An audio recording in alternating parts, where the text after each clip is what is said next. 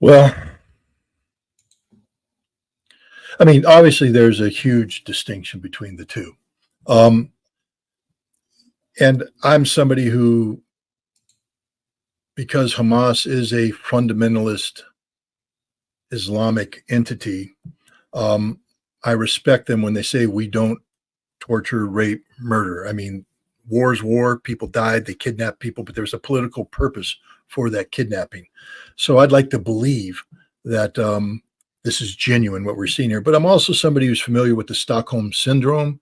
These Israelis had been underground for some time, held prisoner by Hamas. And I think Hamas was able to, do I hear thunder? It's my dryer that's shaking and rattling and rolling. My house is going to blow up very soon. So if I disappear, you'll know that something very bad happened. But I overloaded it. I think I'm going to get in a lot of trouble tonight. But if I break it, but the fact is, I think that we know that Israel treats the Palestinians like utter crap. They rape Palestinian women. They torture Palestinian children. They beat people. The Israelis admit to doing most of this. They put them in inhumane systems. The Israelis coming out from Hamas are saying, hey, we're getting fed the same food these guys are. We're living the same conditions. They treated us with respect. They gave us the medical care we needed, et cetera, et cetera. I think there's a huge disparity between how Hamas treated its prisoners. And this is why the Israeli government's in spin overload, the amount of propaganda coming out now where they're just manufacturing rapes out of thin air, manufacturing torture, manufacturing recollections. They're just making this up, just like they did about Israeli soldiers shooting Israeli civilians. It's coming out even more. Now we have an eyewitness at the raid that's saying the Israeli police killed most of the Israelis. Israeli police killed most of the Israelis that day. The truth will come out about how Hamas treated these people. And I think the Hamas narrative is going to be the one that's more closer to the truth than the Israeli narrative. Or you mentioned the Stockholm Syndrome. That's when hostages develop sort of a perverse fondness for their captors. I'm aware of that. I've heard of that.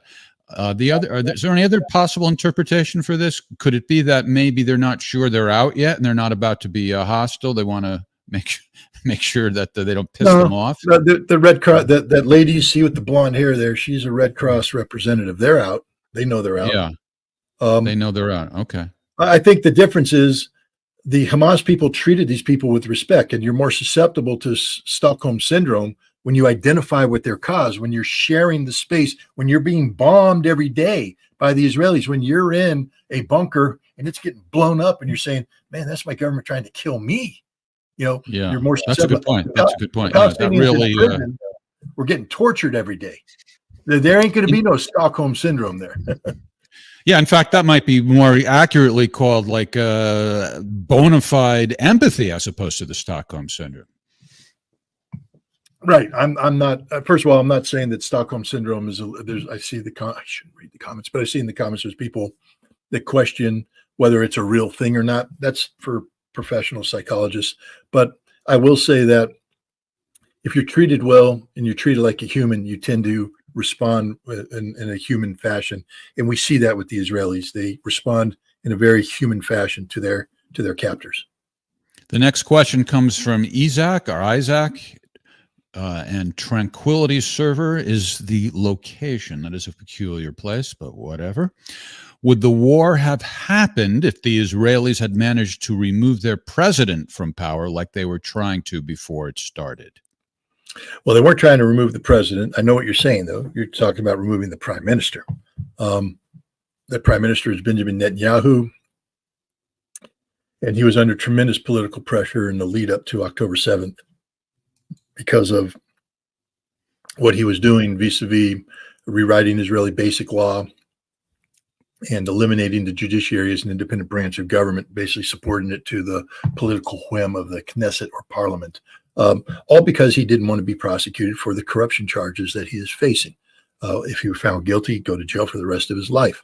So, had they removed him, I don't know. Again, it might have caused Hamas to take a pause, but one of the factors that triggered Hamas wasn't just what was going on in terms of the Israeli government and their refusal to treat Al-Aqsa Mosque, the third holiest shrine in Islam, with respect, their ongoing violation of the rights of the Palestinians on the West Bank and in Gaza. It was a recognition that international public opinion had turned against the Palestinians, and that people were more supportive of the Abraham's Accords, the normalization of relations between Israel and the Gulf Arab states, and if that had been finalized, if Israel had normalized with Saudi Arabia, there would be never any hope for a Palestinian state.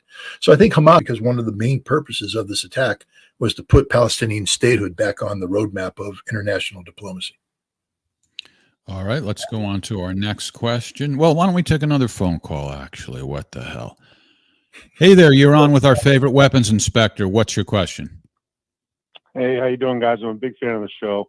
Thank you. I have a question in regards to what actually physically on the ground would happen to Israel to cause them to actually use nuclear weapons, in Scott's opinion, when he actually sees escalate to a certain level. What would that be? And second, if it was a nuclear weapon deployed and there were exchanges and it just stayed regional, what physically would happen to the planet? What would happen to our side of the world as far as the fallout and all that? So technically, like, what in your opinion would happen? So all right, thanks for the call. Very good question. Look, Israel's nuclear policy is premised on what they call the Samson option. That is linked to Samson of biblical fame, he of the long hair who hung out with Delilah, and she cut his hair and he lost his strength, and they held him in the temple, and then he prayed to God for the strength, and he got the strength and brought the temple down on him and everybody else, killing everybody, the Samson option. And so the purpose of Israel's nuclear force is to deter nations from, because Israel's a small nation in a sea of people who don't like it, to deter people from trying to physically eliminate Israel. And so it would take the threat of physical elimination for Israel to use their nuclear weapons. That could either be in the form of a physical attack by Egyptian, Syrian, Jordanian troops that break through the Israeli lines and are moving in to eliminate Israel. Israel would use nuclear weapons to take them all out and take everybody down as Israel goes down. Or they could use it in response. For instance, if Iran actually developed a nuclear weapon, there are some people who believe that Israel would then use nuclear weapons preemptively, but it would be stupid because then Pakistan responds. Israel knows that if they use nuclear weapons, it's all over for Israel. First of all, I can destroy Israel with 3 nuclear weapons, with 1 really. But one nuclear weapon dropped in the vicinity of Tel Aviv eliminates Israel. Put another one in Haifa and another one down in Eilat, and it's over. Israel no longer exists. It's done, physically removed from the planet. For people living in the immediate vicinity, there would be, nuclear fallout. Again, I refer to Chernobyl and the contamination, and you take a look at how it stretched into Europe, contaminated. The way the West found out about Chernobyl was the contamination of milk, I believe, in Sweden and in Europe. It was problematic. This will be much worse. The fallout from this radiation will be carried by the atmosphere into regions. It probably go up through Turkey, working its way across Europe, and then working its way through Russia. But eventually it's going to dissipate, and everybody's going to see an elevation of radiation, which means that globally there will be higher increases of cancer, and it'll be inconvenience. Milk product might be difficult to have for a number of years until you can cleanse the system. But there will be consequences globally for the use of this. It won't be fatal to humanity unless you live relatively close to Israel. Like I said, Israel will cease to exist. So will Palestine, tragically. Lebanon will have a hard time surviving. Syria, Egypt, Jordan, Saudi Arabia, all of that will be contaminated. But the rest of the world too. All right. We're almost up to the time for the drawing for the coin. If you want to enter, for folks who are in the live chat only on YouTube, Twitch, and Facebook, just type in #coin. Let's take one more question and then go to the giveaway. And that is, well, let me do it this way so it's a little bit more visible. Rebarch. I guess, from Canada. If the U.S. gives Israel $4 billion a year in aid, and you said on Judging Freedom that Israel is the largest donor to Congress critters, isn't that just the U.S.'s own funds being laundered back into the pockets of politicians? Sorry if I seem daft. No, you're not daft. I mean, that's definitely, of course, that's what's happening. Um, but we could say the same thing if Lockheed Martin starts doing illegal contributions. The majority of their money comes from, money allocated by Congress to Lockheed Martin through defense contracts. And so we can say the same, it's illegal. That's the point. And in the case of Israel, it's a foreign government doing this, meaning that people who aren't beholden to the Constitution aren't held accountable under the Constitution. At least when Lockheed Martin does it, we know it's illegal and they can be held to account. It isn't supposed to happen. With Israel, we're letting it happen. We modify U.S. laws so that we don't have to. The Israeli lobby doesn't have to register as a foreign agent. We allow the Israeli government to. Benjamin Netanyahu came to the United States and spoke to the U.S. Congress when Barack Obama, the president, was going through a re-election. He was doing it to support the candidacy of John McCain. This doesn't happen. And yet Israel did it, and we let him get away with it because the Israeli lobby will not allow Congress or even the president to hold Israel to account. Well, I don't understand, Scott. Maybe I'm the one who's daft. How exactly are these donations being made? I mean, the Israeli government isn't openly donating to Congress people, are they? I mean, well, they do it through AIPAC, the American Israeli Public Affairs Committee, which is a lobby. AIPAC brags about it, Jeff. I'm not making it up. They just published $100 million. Okay. No, but then the question is, so AIPAC is getting a lot of their money from the Israeli government? Is that? Well, AIPAC is. I think that's what the question was, right? Well, the final sourcing of it might be through donations from American Jewish groups, et cetera, but they're receiving their orders from the Israeli government. They're basically buying congressmen to defend Israel. This is illegal. If we did RPAC, the American Russia Public Affairs Committee, where we were trying to buy American congressmen by threatening them or supporting them to support Russian policies that were dictated by Vladimir Putin, everybody would say that's so un-American, you need to go to jail for the rest of your life. It's treason. What the American Israeli Public Affairs Committee is doing is treason to the United States. You're serving another nation. Whether that money comes directly from Israel or look, Jeff, the way this money works with Israel, there's such an open exchange between American Jews and Israel, and the money's going back and forth. So that money can work its way back in the United States through any number of enterprises. So yeah, it's money we give Israel. It works its way back to the United States through business relationships, through media relationships, through other commercial enterprises, reinvestment, and then that money makes it back into Congress. There's no doubt that direct linkage exists. All right. Let's do the coin giveaway. This is the Scott Ritter Challenge coin. And the way this got started was Scott went to Russia back in May, I believe it was. And he brought as a gift some coins to hand out. And everybody loved them. And so now, where the hell is it? Hang on a second. I can't believe I lost the challenge coin. I had it. I think something's. I see it on mine. It says coin right next to your face on the button below.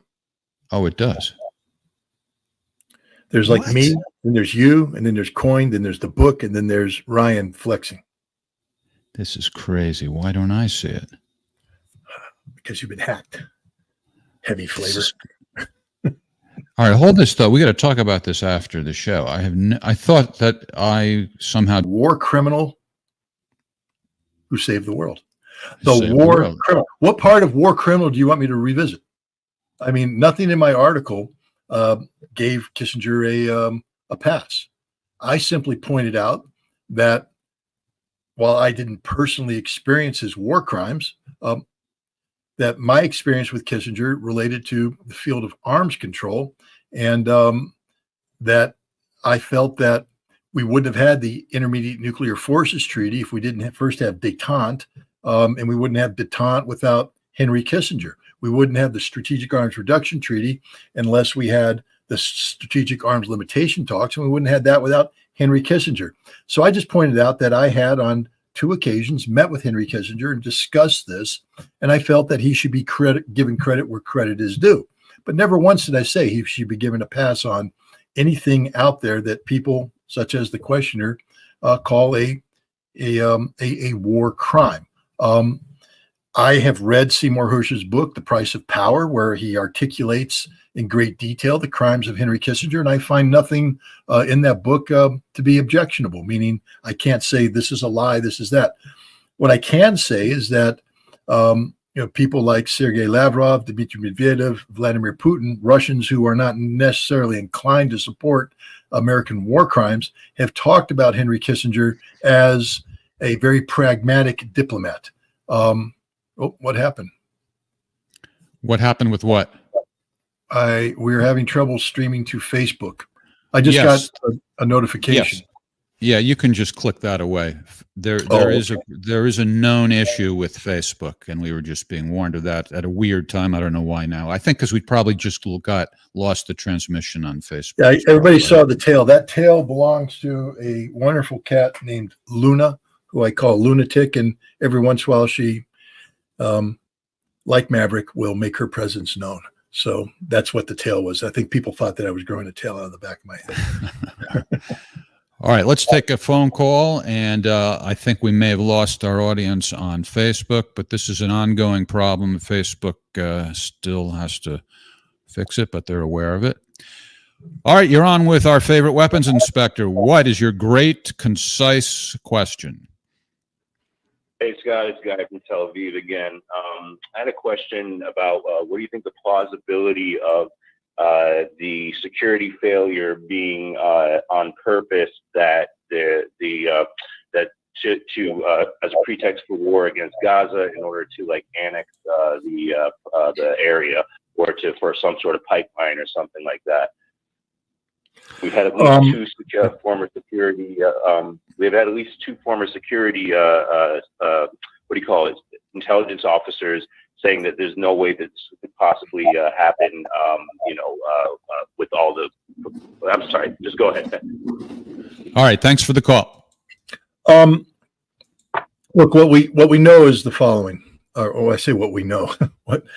what we can discern from what we've been allowed to know is that the Israeli intelligence units responsible for monitoring Gaza had been saying for over the course of a year that Hamas is preparing to attack. And they even said Hamas is preparing to attack like right now. They watched the training.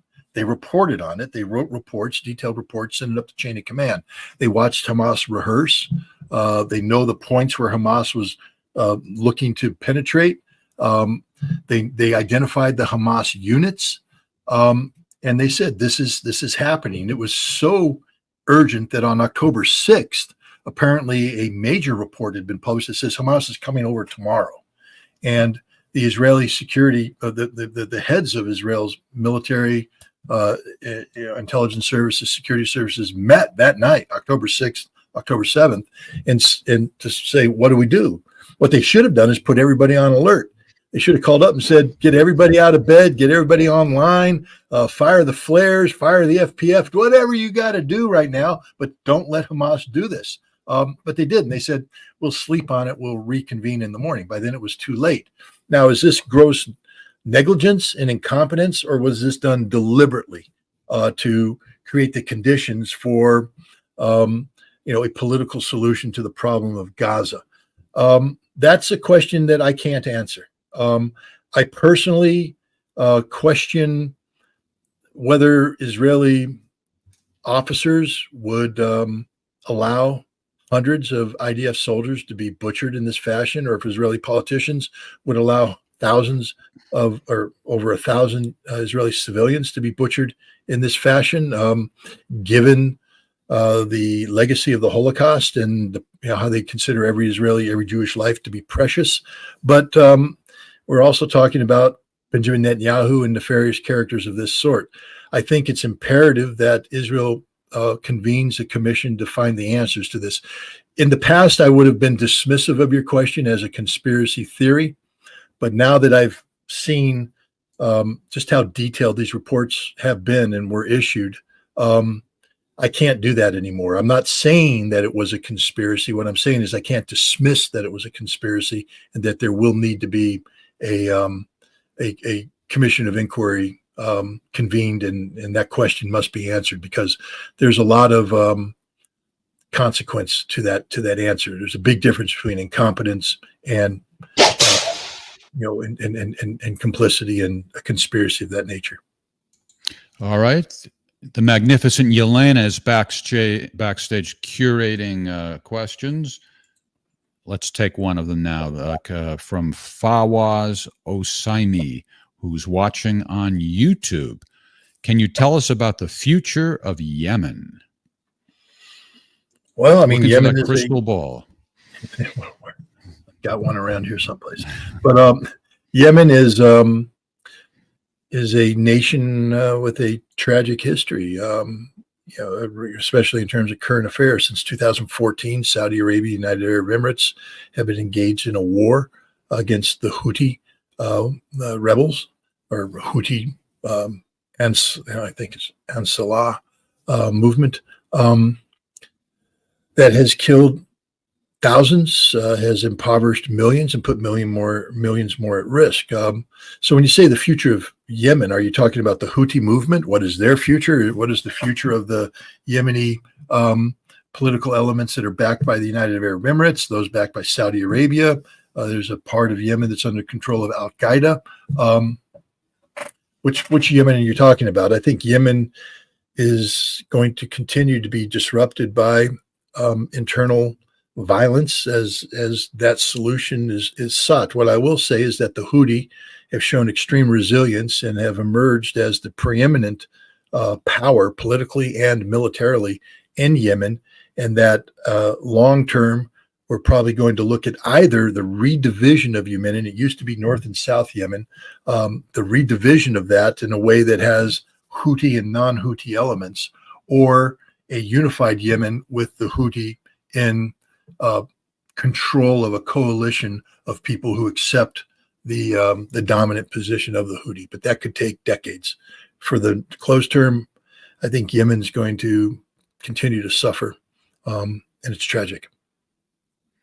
All right, let's take one more question. This is from I Love Lenin. Do you know, Scott, that it's been said that I physically resemble Vladimir Lenin? People have told me that. Do you think so? Do you see it? Take off your hat. Yes, I see it. Okay. All right. It's amazing to see you and Jeff, especially Jeff, as usual.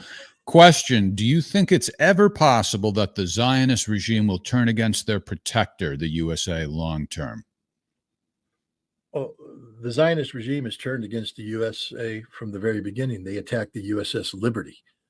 They've spied on us. They have plotted to, during the Obama administration, during the Trump administration, I don't know if people remember that we caught the Israelis planting listening devices around the White House to listen in on cell phone communications. Why would you do that if America's your friend? Because America is not their friend. Israel only cares about Israel. They've already turned on us. It's time for the American public to recognize this and treat Israel as a sovereign state, meaning that they are separate from the United States. We are not the same. It is not the 51st state. We don't have the same values. We don't have the same strategic ambitions. So I don't think Israel's already turned on us. The question is, when will America wake up and turn on Israel? And I think, again, that's the direction we're heading right now. All right. That'll do it for this week's episode of Ask the Inspector. Hi, chào mọi người, chào mừng mọi người quay trở lại với kênh của mình. Hôm nay thì mình sẽ hướng dẫn cho mọi người mắc một ngôi sao như thế này. Ngôi sao này thì mình mắc hai mặt, sau đó là mình ghép vào với nhau và nhổ thêm bông ở phần giữa cho nó đầy phần giữa này. và mình có trang trí thêm ở giữa một cái hình như thế này. Nếu mà mọi người thích thì nhớ theo dõi video hướng dẫn móc len của mình. Bây giờ thì cùng mình chuẩn bị những nguyên liệu và dụng cụ cần thiết để có thể móc được ngôi sao này. Mình mong là mọi người có hứng thú với sản phẩm của mình và cho mình một lượt đăng ký kênh cũng như ấn chuông để có thể cập nhật thêm những mẫu mới khác trên kênh. Trong quá trình móc, nếu mọi người gặp vấn đề về cắt móc hay kỹ thuật móc len thì bình luận ở phía dưới cho mình biết để mình có thể kịp thời hỗ trợ mọi người nhé. Cảm ơn mọi người đã dành thời gian theo dõi video hướng dẫn móc len của mình. Chúc mọi người có những sản phẩm móc len thành công. Chúng ta cần chuẩn bị nguyên liệu dụng cụ sau đây: kim móc kéo, kim khô, dấu len màu trắng, đỏ và bông. Đầu tiên tạo vòng tròn ma thuật, móc vào 5 mũi đơn.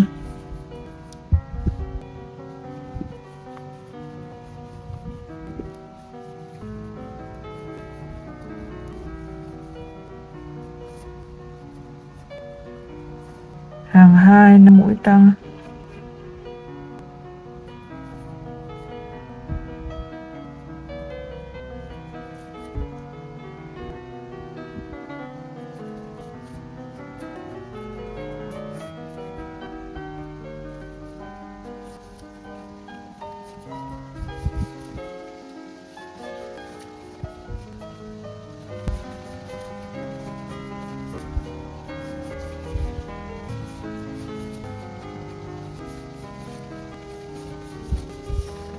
Hàng 3.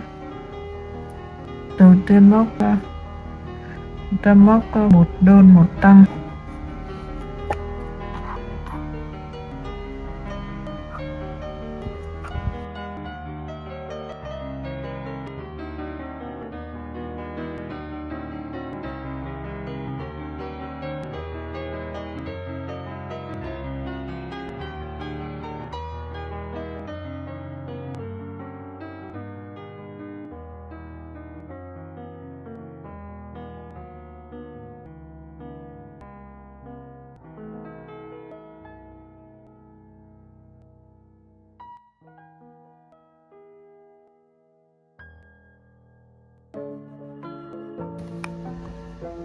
Hàng thứ tư, móc một đơn một tăng một đơn.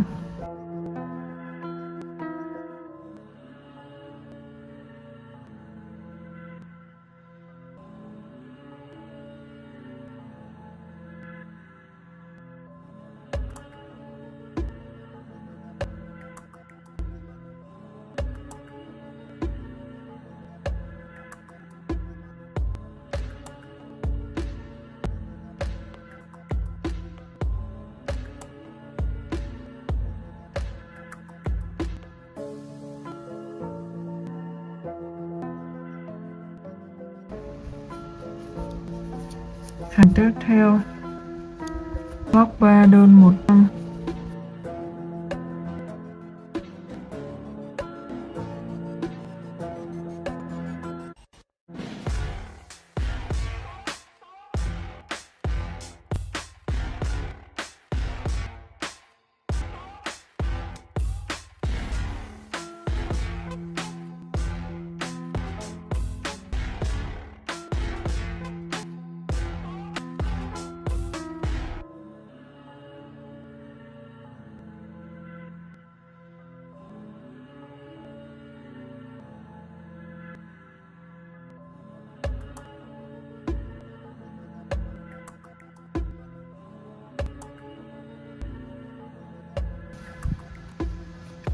Hàng thứ 6,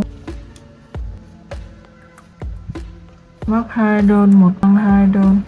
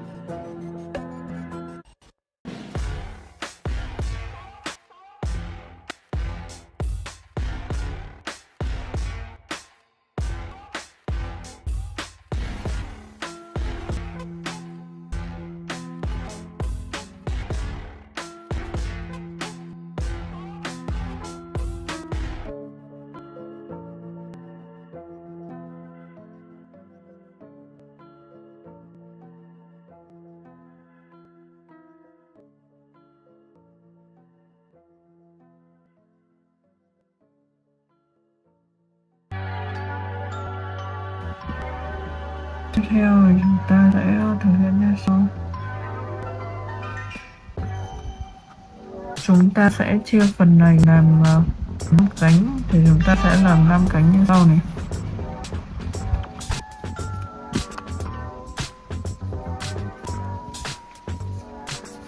Mong 5 đơn.